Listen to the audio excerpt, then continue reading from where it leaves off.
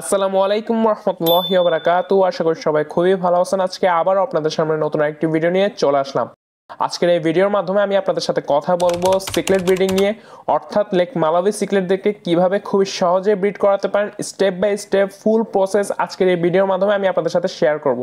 তো আশা করছি আজকের এই ভিডিওটি আপনাদের সবার কাছে খুবই ভালো লাগবে। যেহেতু ভিডিওর টপিকটি খুবই ইন্টারেস্টিং, তাই শেষ পর্যন্ত ভিডিওটি দেখবেন বলে আশা রাখছি। তো চলেন আর কোনো ধরনের কথা না বাড়াই সরাসরি আজকের এই ভিডিওটি শুরু করি।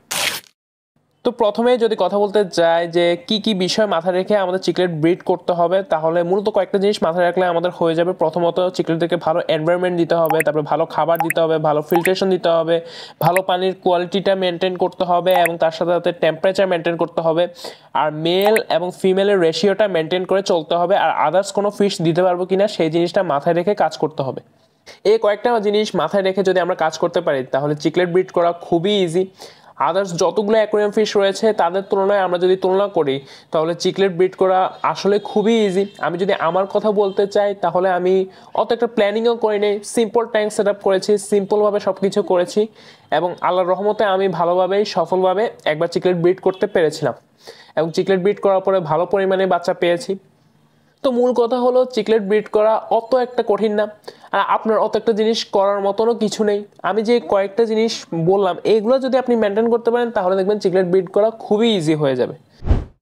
তো এবার আমরা যদি চিকলেটদেরকে কীরকম এনভায়রনমেন্ট দেওয়া উচিত সে বিষয়ে কিছু কথা বলতে চাই, তাহলে আমার মতে যেহেতু চিকলেটদের ব্রিডিং প্রসঙ্গ আসছে তাই আমার মতে মিনিমাম 4 ফিট ট্যাঙ্ক সিলেক্ট করলে সবচেয়ে বেস্ট। আপনি 4 ফিট বাই 1.5 ফিট বাই 2 ফিটের সাইজের ট্যাঙ্ক সেট আপ করেন, নিচে সম্পূর্ণভাবে স্যান্ড দিবেন, তারপর স্টোন এবং রক্স দিয়ে সম্পূর্ণভাবে স্কেপ করবেন, অনেকগুলো কেভ সৃষ্টি করবেন যাতে মাছরা সেখানে গিয়ে লুকাতে পারে, নিজস্ব টেরিটরি বানাতে পারে।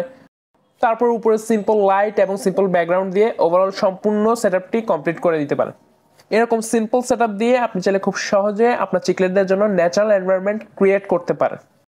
আর এবার ট্যাঙ্কের ফিল্ট্রেশন সিস্টেম নিয়ে যদি কিছু কথা বলতে চাই তাহলে আপনি আপনার ট্যাঙ্কের জন্য এমন একটি ফিল্টার বাছাই করুন যে ফিল্টারটি ঘন্টায় 8 থেকে 10 বার ফিল্টার করতে পারে আপনার ট্যাঙ্কের সম্পূর্ণ পানিকে। আর সেই ফিল্টারটির কাজ যাতে আরও ভালো মতো হয় এর জন্য আপনি বায়োলজিক্যাল ফিল্ট্রেশনের জন্য বায়োলজিক্যাল মিডিয়া দিবেন, মেকানিক্যাল ফিল্ট্রেশনের জন্য স্পঞ্জ বা কটন দিবেন। আর আপনি যদি চান তাহলে কেমিক্যাল ফিল্ট্রেশন দিতে পারেন, আর যদি না চান তাহলে কেমিক্যাল ফিল্ট্রেশন যদি নাও করেন কোনো ধরনের সমস্যা নেই। মূলত এই তিনটি বিষয় যখন আপনার ক্লিয়ার হয়ে যাবে তখন আপনার ট্যাঙ্কের ফিল্ট্রেশন সিস্টেম ওভারঅল খুবই ভালোভাবে চলতে থাকবে। তো এবার চিকলেটদের কি ধরনের পানি প্রয়োজন এবং তার টেম্পারেচার কিরকম হলে সবচেয়ে বেশি ভালো হয় এই নিয়ে যদি কিছু কথা বলতে চাই তাহলে আপনি সবসময় চেষ্টা করবেন আপনার চিকলেটদের ট্যাঙ্কের পানির পিএইচ যাতে 7.8 থেকে 8.5 এর মাঝামাঝিতে থাকে। আর সবসময় চেষ্টা করবেন ট্যাঙ্কের পানির হার্ডনেস যাতে একটু বেশি থাকে, কারণ চিকলেটরা সফট ওয়াটার একদমই পছন্দ করে না। আপনি চেষ্টা করবেন আপনার ট্যাঙ্কের হার্ডনেস যাতে একটু বেশি থাকে। আর সবসময় চেষ্টা করবেন ট্যাঙ্কের টেম্পারেচার 22 ডিগ্রি সেলসিয়াস থেকে 28 ডিগ্রি সেলসিয়াসে মাঝামাঝিতে রাখার জন্য, এর বেশি বা কম যাতে না হয়। টেম্পারেচার ফ্ল্যাকচুয়েট চিকলেটরা একদমই পছন্দ করে না। চিকলেটদের জন্য টেম্পারেচার সবসময় মেনটেন রাখার চেষ্টা করবেন। আর শীতকালে যদি অতিরিক্ত ঠান্ডা পড়ে তাহলে হিটার ইউজ করবেন, আর যদি অতিরিক্ত ঠান্ডা না পড়ে তাহলে হিটার যদি নাও দেন তাহলে কোনো ধরনের সমস্যা হবে না। আর এবার চিকলেটদের খাবার প্রসঙ্গে যদি কিছু কথা বলতে চাই তাহলে আপনি সবসময় চেষ্টা করবেন ভালো কোয়ালিটি প্যালেট ফুড বাছাই করে আপনার চিকলেটদেরকে খাবার খাওয়ানোর জন্য। আপনার চিকলেট কি অ্যাম্বুনা, পিকক নাকি হ্যাপস সেই দিক মাথায় রেখে আপনি সবসময় খাবার বাছাই করার চেষ্টা করবেন। আপনার মাছ কি বেশি সবজি খেতে ভালোবাসে নাকি মাংস খেতে ভালোবাসে নাকি উভয় খায় এই দিক লক্ষ্য রেখে আপনি সবসময় খাবার বাছাই করবেন। আর সেই অনুযায়ী আপনি চাইলে লাইভ ফুড এবং ভেজিটেবল উভয় ট্রাই করে দেখতে পারেন। আর চিকলেটরা সবসময় ভ্যারাইটিস অফ ফুড ভালোবাসে, তাই আপনি বিভিন্ন ধরনের খাবার দিবেন। বিভিন্ন ধরনের তখন খাবার দিলে চিকলেটরা আরও বেশি হ্যাপি থাকবে এবং বেশি হেলদি থাকবে। কিন্তু সবসময় খাবার দেওয়ার ক্ষেত্রে লক্ষ্য রাখবেন যাতে অতিরিক্ত খাবার কখনোই না দেন। আর এবার চিকলেটদের ফিশ কম্প্যাটিবিলিটি এবং মেল অ্যান্ড ফিমেল রেশিও সম্পর্কে যদি কিছু কথা বলতে চাই তাহলে আপনি সবসময় চেষ্টা করবেন চিকলেটদের ট্যাঙ্কের মধ্যে শুধুমাত্র চিকলেট পালন করার জন্য। আদার্স কোনো ধরনের অ্যাকুরিয়ামের মাছ দেওয়ার দরকার নেই। আপনি চিকলেট ট্যাঙ্কের মধ্যে শুধুমাত্র চিকলেটই পালন করুন। আর এক প্রজাতি নিয়ে যদি কাজ করতে চান তাহলে তো আরও ভালো রেজাল্ট আপনি পাবেন। আর মেল এবং ফিমেল রেশিও নিয়ে যদি কিছু কথা বলতে চাই তাহলে সবসময় চেষ্টা করবেন 4টা ফিমেলের জন্য 1টা মেল দেওয়ার জন্য।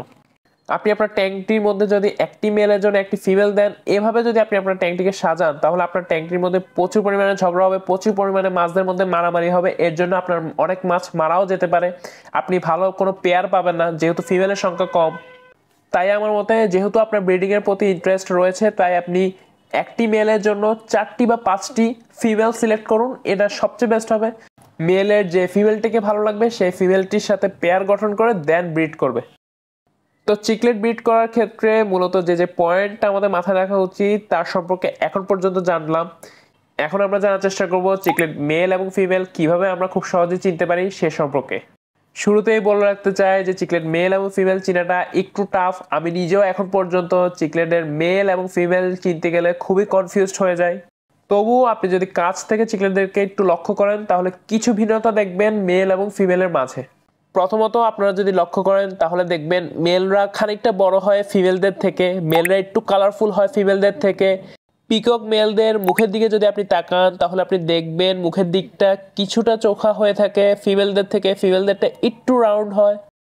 আর মেলদের ডরসাল এবং অ্যানাল ফিন অনেকটাই পয়েন্টেড হয়ে থাকে ফিমেলদের তুলনায়, ফিমেলদেরটা একটু রাউন্ডেড হয়ে থাকে। মেলদের শরীরের এক্সপট অনেকটাই গাঢ় হয়ে থাকে ফিমেলদের তুলনায়, ফিমেলদেরটা একটু হালকা হয়ে থাকে। এরকম আরও অনেকগুলো ভিন্নতা রয়েছে ফিমেল এবং মেলের মাঝে। এগুলো নিয়ে যদি আমি বিস্তারিত আরও অনেক আলোচনা করতে চাই তাহলে ভিডিওটা অনেক বেশি বড় হয়ে যাবে, তার জন্য সংক্ষিপ্তভাবে আলোচনা করলাম। তো আমরা চিকলেটদের মেল এবং ফিমেলের মধ্যে কি কি পার্থক্য রয়েছে তার সম্পর্কে এতক্ষণ পর্যন্ত জানলাম। এখন আমরা জানার চেষ্টা করব চিকলেট ব্রিডিং সম্পর্কে আর ব্রিডিং বিহেভিয়ার সম্পর্কে। তো আপনি যখন আপনার ট্যাঙ্কের চিকলেটদেরকে যখন good filtration, good water, good food এবং ভালো একটা এনভায়রনমেন্ট দিবেন এবং সঠিক রেশিওতে ফিমেল এবং মেল দিবেন তখন আপনার চিকলেটরা নিজেরাই ব্রিডিংয়ের জন্য প্রস্তুত হয়ে যাবে। অ্যাজ এ সিক্রেট ওনার হিসেবে সিক্রেট ব্রিডিংয়ের ক্ষেত্রে আমাদের অত একটা অ্যাক্টিভিটিস থাকে না। সিক্রেটরা নিজেরাই নিজেদের মতো পেয়ার গঠন করে, টেরিটরি গঠন করে এবং সেই অনুযায়ী ব্রিড করে। তবু বিহেভিয়ার নিয়ে যদি কিছু কথা বলতে চাই তাহলে চিকলেটরা প্রচুর অ্যাগ্রেসিভ হয়ে থাকে যখন কিনা ব্রিডিং সিজন আসে এবং ব্রিডিংয়ের সময় ওরা নিজেরা নিজেদের টেরিটরি বানায়। ফিমেল সবসময় চেষ্টা করে নিজের টেরিটরিকে গার্ড করার জন্য, আর মেল সবসময় চেষ্টা করে তার আশপাশে যত মাছ রয়েছে তাদের সাথে ফাইট করে নিজের ফিমেল এবং বাচ্চাদেরকে সেফ রাখার জন্য। আপনার ট্যাঙ্কের মধ্যে যখন নতুন কোনো পেয়ার গঠন হয়ে যাবে আপনি নিজেই ট্যাঙ্কের দিকে তাকালে বুঝতে পারবেন যে এই দুটি মাছ পেয়ার গঠন করেছে এবং তারা হয়তো ব্রিডিংয়ের দিকে যাচ্ছে। পেয়ার গঠনের কিছুদিনের মধ্যে আপনি দেখবেন যে একসাথে ফিমেল এবং মেল সাঁতার কাটছে, নিজেদের মতো টেরিটরি গঠন করছে। আর আপনি লক্ষ্য করবেন যে আপনার মেল ফিমেলের কাছে গিয়ে হালকা ভাইব্রেট করছে। আরও কিছুক্ষণ পর আপনি লক্ষ্য করবেন যে আপনার মেল ফিমেল উভয় নিজেদেরকে কেন্দ্র করে অনবরত ঘুরছে। আর এই ঘূর্ণয়নরত অবস্থায় ফিমেল এগ লে করবে আর সেই এগ আবার পুনরায় ফিমেল মুখে নিবে, আর মুখে নেওয়া সেই এগগুলো মেল ফার্টিলাইজ করবে আর সেই ফার্টাইল এগগুলো ফিমেল মুখে রেখে দিবে যতদিন পর্যন্ত না সেই ডিম থেকে বাচ্চা হয়। আর এই ডিম থেকে বাচ্চা হওয়ার সম্পূর্ণ প্রক্রিয়াটি প্রায় 3 সপ্তাহ ধরে চলতে পারে। আর এই সম্পূর্ণ সময় ধরে ফিমেল কোনো ধরনের খাবার খায় না। ডিম থেকে বাচ্চা বের হয়ে আসার পরও সবসময় ফিমেল চেষ্টা করে তার বাচ্চাদেরকে নিরাপদে রাখার জন্য। এই জন্য যখনই সে বুঝতে পারে যে কোনো ধরনের বিপদ হতে পারে তখনই সে সঙ্গে সঙ্গে তার সব বাচ্চাগুলোকে নিজের মুখে নিয়ে সেফ জোনে চলে যায়। তো এই ছিল মূলত সম্পূর্ণ প্রসেস যেভাবে চিকলেটরা ব্রিড করে। আমি বলবো আপনি যদি বেশি বাচ্চা কালেক্ট করতে চান তাহলে আপনি যখনই বুঝতে পারবেন যে আপনার মা মাছের মুখের মধ্যে বাচ্চা রয়েছে বা ডিম রয়েছে তাহলে আপনি সেই মাছটিকে আলাদা হসপিটাল ট্যাঙ্কের মধ্যে শিফট করে দিলে সবচেয়ে বেস্ট হবে। কারণ আপনি যদি মেইন ট্যাঙ্কের মধ্যেই সম্পূর্ণ প্রসেসটা চালাতে চান তাহলে আদার্স যে সকল মাছ রয়েছে তারা আপনার মা মাছের বাচ্চাগুলোকে খেয়ে ফেলতে পারে বা নষ্ট করে ফেলতে পারে। এর জন্য আপনি দেখবেন শেষ পর্যন্ত আপনি অনেক মাছই আর পাবেন না। তাই আমি বলবো সবচেয়ে বেস্ট হয় আলাদা হসপিটাল ট্যাঙ্ক তৈরি করে মা মাছকে সেখানে নিয়ে আপনি সব বাচ্চাগুলো সেখানে রিলিজ করে দিন। তারপর মা মাছের মুখে যখন দেখবেন আর কোনো বাচ্চা নেই তারপর মা মাছটিকে আবার মেইন ট্যাঙ্কে ছেড়ে দিন আর আপনি সেখানেই বাচ্চা মাছগুলোর কেয়ার নিতে থাকেন। তারপর আপনার বাচ্চা মাছগুলো যখন বড় হয়ে যাবে তখন আপনি চাইলে খুব সহজে মেইন ট্যাঙ্কের মধ্যে বাচ্চা মাছগুলোকেও দিতে পারবেন। তো এবার বাচ্চা মাছদের কেয়ার নিয়ে যদি কিছু কথা বলতে চাই তাহলে বলবো একদম ছোট অবস্থা যখন থাকবে তখন আপনি খাবার হিসেবে শুধুমাত্র ব্রাইন শিম দিলে হয়ে যাবে। এটা আপনি 1 মাস কন্টিনিউ করলে হবে। তারপর থেকে আপনি দানাদার খাবার মাঝে মাঝে দিলে আস্তে আস্তে দানাদার খাবারের মধ্যে আপনি খুব সহজেই শিফট হয়ে যেতে পারবেন। আর তারও পরে আপনি অর্থাৎ 1-2 মাস পরে বা 2-3 মাস পরে আপনি চাইলে হালকা ভেজিটেবলও ট্রাই করতে পারেন, তার পাশাপাশি লাইভ ফুডও দিতে পারেন আপনি যদি চান। আর ট্যাঙ্ক সাইজ নিয়ে যদি কথা বলতে চাই তাহলে আপনার হসপিটাল ট্যাঙ্ক তো সাধারণত যেমন 1.5 ফিট বা 2 ফিট এরকম হয়। তো আপনি প্রথম দিনগুলোতে আপনি চাইলে খুব সহজে বাচ্চাগুলোকে সেখানেই বড় করতে পারেন, কিন্তু যখন কয়েক সপ্তাহ বয়স হয়ে যাবে তারপর আমি বলবো যে 3 ফিট বা 4 ফিটের একটা ট্যাঙ্ক বাছাই করুন যেখানে কিনা আপনি বাচ্চাগুলোকে আস্তে আস্তে গ্রুম করবেন। তো আপনি আস্তে আস্তে করে সেই ট্যাঙ্কের মধ্যে যখন গ্রুম করবেন তখন দেখবেন আপনার বাচ্চাগুলো একটা স্পেস পাবে এবং আস্তে আস্তে বড় হতে পারবে। আপনার চিকলেট মাছের বাচ্চাদের বয়স যখন 5 থেকে 7 সপ্তাহের মতো হয়ে যাবে তখন আপনি চাইলে সেগুলোকে আবার পুনরায় পুরাতন ট্যাঙ্কের মধ্যে ফেরত দিতে পারবেন। আর অতিরিক্ত যে মাছের বাচ্চাগুলো বেঁচে যাবে আপনি চাইলে সেগুলোকে সেলও করতে পারেন বা কাউকে গিফটও করে দিতে পারেন। তো মূলত আজকের এই ভিডিওটি এ পর্যন্ত ছিল। আজকের এই সম্পূর্ণ ভিডিওর মাধ্যমে আমরা মোটামুটি একটা ধারণা পেয়েছি যে কিভাবে চিকলেট ব্রিড আসলে করানো যায়। চিকলেট ব্রিডিং আদার্স অনেক মাছের ব্রিডিং এর তুলনায় অনেক সহজ বলে আমার কাছে মনে হয়। আমরা যদি কিছু দিক মাথায় রেখে কাজ করতে পারি চিকলেটরা তাহলে নিজেরাই ব্রিড করে ফেলে, আমাদের আসলে অত একটা কিছু করার থাকে না। তাই আমার মতে আপনার যদি বাসায় একটা মোটামুটি একটা চিকলেটের ট্যাঙ্ক থেকে থাকে তাহলে আপনি সেখান থেকে ভালো পরিমাণেরই বাচ্চা পেতে পারেন। আপনার যদি ফিমেলের রেশিও যদি ঠিকমতো থাকে, আপনি যদি ভালো খাবার দিতে পারেন, ভালোভাবে সেট আপ করতে পারেন, ভালোভাবে ওভারঅল সব কিছু মেনটেন করতে পারেন, তাহলে আপনি একটা ভালো অ্যামাউন্টেরই বাচ্চা পেতে পারেন আপনি যদি ব্রিডিংয়ের প্রতি ইন্টারেস্টেড হয়ে থাকেন। তো আশা করি আজকের এই ভিডিওটি আপনাদের কাছে ভালো লেগেছে। আজকের এই ভিডিওটি যদি আপনাদের কাছে ভালো লেগে থাকে তাহলে এই ভিডিওটিতে অবশ্যই একটি লাইক দিবেন। কোনো ধরনের অ্যাকুয়ারিয়াম রিলেটেড কোয়েশ্চেন থাকলে বা আজকের এই ভিডিও রিলেটেড কোয়েশ্চেন থাকলে বা কোনো ধরনের মন্তব্য থাকলে অবশ্যই কমেন্ট করে জানাবেন। আর আপনি যদি আমাদের এই ইউটিউব চ্যানেলে নতুন হয়ে থাকেন তাহলে অবশ্যই সাবস্ক্রাইব করে আমাদের পাশে থাকবেন। তো সবাই খুবই ভালো থাকবেন। আসসালামু আলাইকুম ওয়া রাহমাতুল্লাহি ওয়া বারাকাতুহু।